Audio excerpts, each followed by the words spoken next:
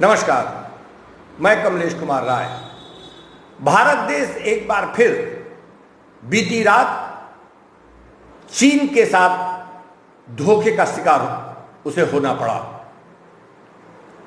लद्दाख के पास पहाड़ियों में चीन और भारत की सीमा के पास चीन और भारत की फौजियों के बीच आपसी झड़प में फौज के एक सीओ के साथ दो फौजी शहीद हो गए। चीनी मीडिया का यह कहना है कि उसके भी 5 फौजी जहां इस झड़प में मारे गए, वहीं 11 से 12 फौजी हताहत हुए हैं। आज जिस प्रकार से ग्लोबल टाइम्स ने अपने चीनी फौजियों को मारने और हताहत होने की बात को सहजता से स्वीकारा, इससे लोगों को आश्चर्य अवश्य हुआ है। ऐसा लगता है कि संभव है कि इस झड़प में चीन में कुछ ज्यादा ही लोग मारे गए हों और ज्यादा हताहत हो। ऐसे में अपने फौज को डिमोरलाइज होने से बचाने के लिए या तो उनकी मीडिया द्वारा यह छोटा आंकड़ा मरने और लोगों को घायल होने की बारे में एक छोटा आंकड़ा सबके सामने रखे जा रहे हैं, या फिर पूरी दुनिया को झूठा आंकड़ा देकर मरने और घायल होने की संख्या बताकर यह साबित करने का प्रयास किया जा रहा है कि वहां जो बॉर्डर पर फौजी झड़प हुए उसके लिए वह एक तरफा रूप से इसके लिए चीन जिम्मेदार नहीं है। कुल मिलाकर चीन की धोखेबाजी की यह स्थिति पुरानी रही है। सबसे महत्वपूर्ण सवाल यह है कि दोनों देशों के बीच में विवाद को सुलझाने के लिए पिछले दिनों मेजर जनरल रैंक के अधिकारियों की बैठकें हुई थी और उसी के बाद यह तय हुआ कि संबंधित क्षेत्रों के सीओ के द्वारा आपस में इसे हल करने के लिए बात की जाएगी। और जो सीओ जो भारत के सीओ जिनके शहीद होने की बात कही जा रही है, उनके द्वारा पिछले सोमवार को पूरे दिन चीन के सैन्य अधिकारियों से इस विवादित मसले पर दिन भर चर्चा की जाती रही और रात होते होते एक झड़प में उनके शहीद होने की सूचना मिलती है। कुल मिलाकर यह इस देश के लिए एक दुखद स्थिति है। 50 वर्षों बाद चीन और भारत के बॉर्डर पर हमारे सीओ रैंक के अधिकारी के साथ 2 फौजी जिस तरीके से शहीद हुए, उससे पूरा देश उद्वेलित है। पूरे देश में इस बात की नाराजगी है कि अनावश्यक रूप से विवादों को जानबूझकर जन्म देकर चीन द्वारा जो यह हरकत बॉर्डर पर किया गया है, उसके लिए हमारे केंद्रीय सरकार को मुंह तोड़ जवाब देने की जरूरत है। चीन के डीएनए में ही धोखा रहा है। 62 को वह भूलना नहीं चाहता।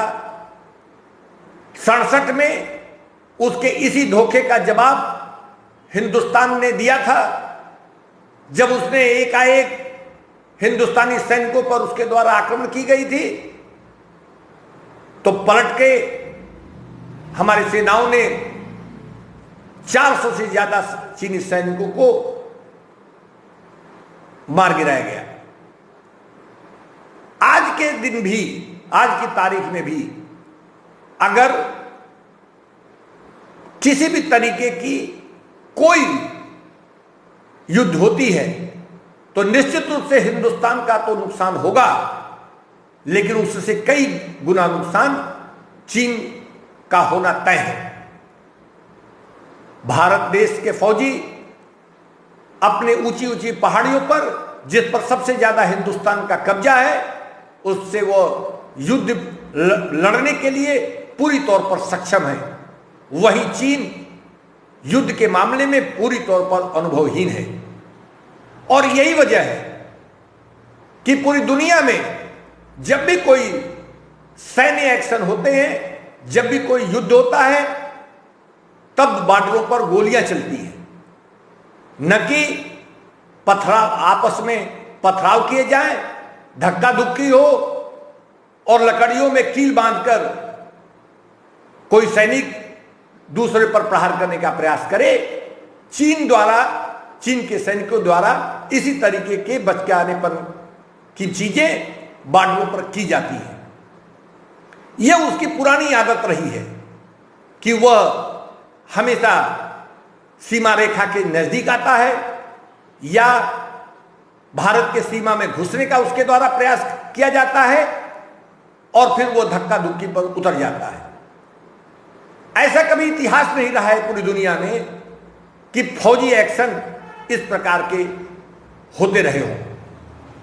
कुल मिलाकर भारत देश का केंद्रीय नेतृत्व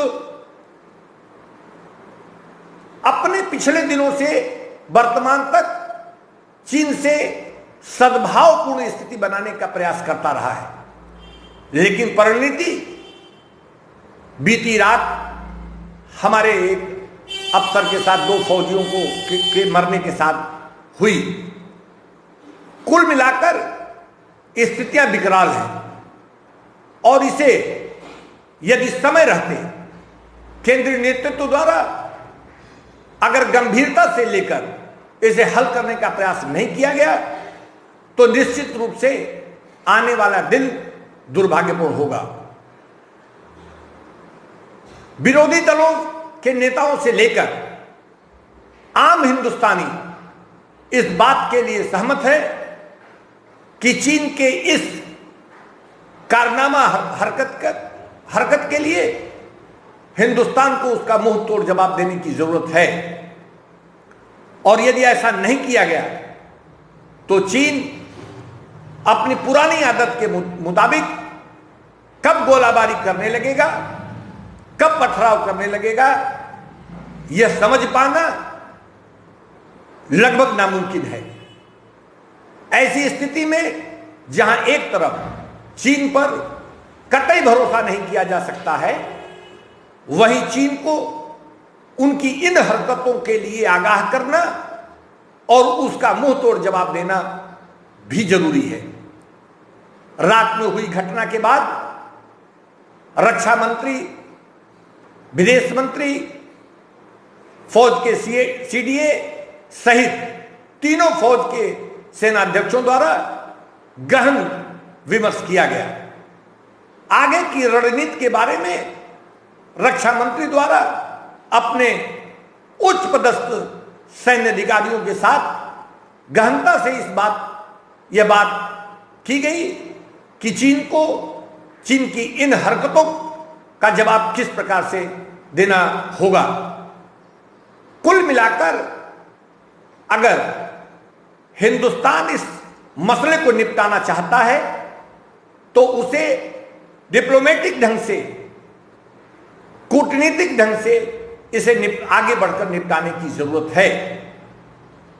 अगर हम यह समझते हैं कि मौके पर जो सैन्य अधिकारी हैं वह आपसी विमर्श से सेना के अधिकारी जो बॉर्डर के विवादित मसले हैं उसको निपटा लें, तो यह हमारी नासमझी होगी।